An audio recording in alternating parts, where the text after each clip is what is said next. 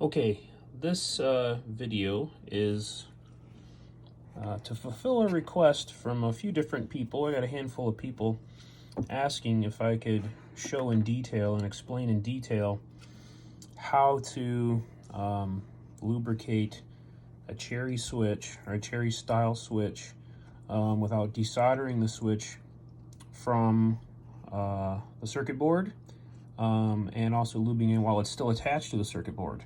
So it's a closed switch, it's still attached to the board, okay? I've done that to this keyboard. This is a Ducky 1, 2. This is good and blue. I've lubed this entire board. Each switch has, I can't remember, it's been so long now. Each switch has between 2 to 4 drops of this Super Lube. This Super Lube applicator is perfect because it's not needle point, but it's got a fine point applicator, and it works perfect for getting down inserting a little drop inside of the switch. So I'm going to do the best I can here. I'm going to use my Yeti to set my phone on and to kind of demonstrate the basic way to applicate or to get the Super Lube down into your switch. Now, there's more than one reason why I like Super Lube. Number one, the applicator is nice. You got a fine tip on it. It helps you get real precise with where you want the lubrication to go. The other thing that's really nice about Super Lube is that it is Teflon based. So it won't corrode or attack your plastic. It won't corrode your metals, and it won't attack your plastic.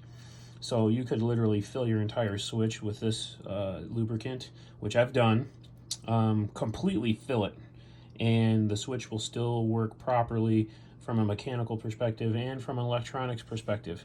It'll still carry current, it'll still act as a switch, so it doesn't really hurt anything.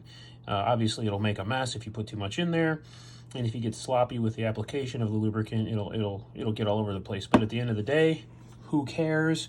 Because when you put the cap back on, you can't see it. All right.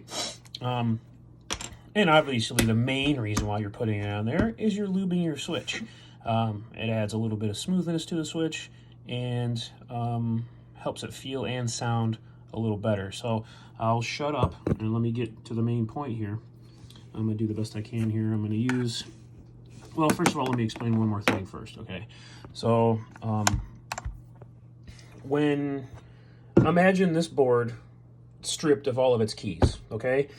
What I do is I use just a hand towel that I have laying around, and I prop up the board to where it's tilted to one side, okay? The reason for that is I want to bring one side of the switch up in the air, so when you put a drop of lubricant into the switch, it rolls down and it flows downward. Gravity is going to help this stuff flow. Another reason why I like it is this is a low viscosity lubricant. It's, look at it. It flows real nice. It's very fluid. It's not something that you have to apply with a brush like some other thicker Teflon lubricants. This can be applied with this type of applicator. You don't need to brush it on. It's not thick like petroleum jelly, okay? It's not thick like a paste. It's very fluid. It's very lightweight fluid, so it flows quite well. It's not quite, obviously, not quite as fluid as water, but that's another good characteristic of this stuff and why this, in my opinion, is ideal for lubricating a board out of the box. Rip the keys off of it, depress the switch, and let gravity take that drop of lubricant down into the body of the switch, so it'll lubricate the all the moving pieces inside, okay?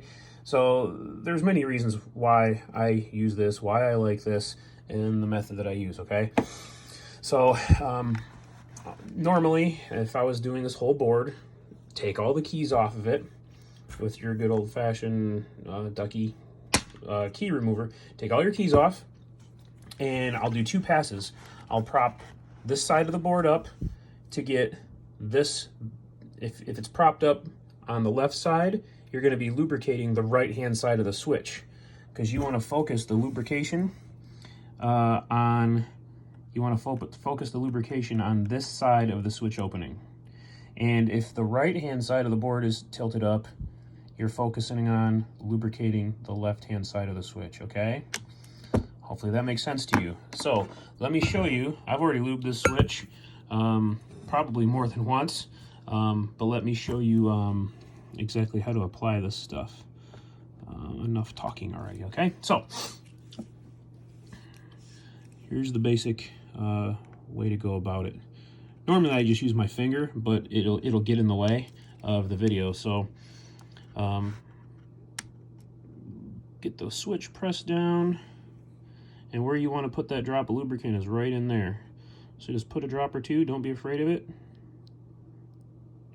It's probably a little much. You can see it flows right down in there, and I'm doing this by looking through the lens of the screen on my phone on my camera. Let that flow down in there.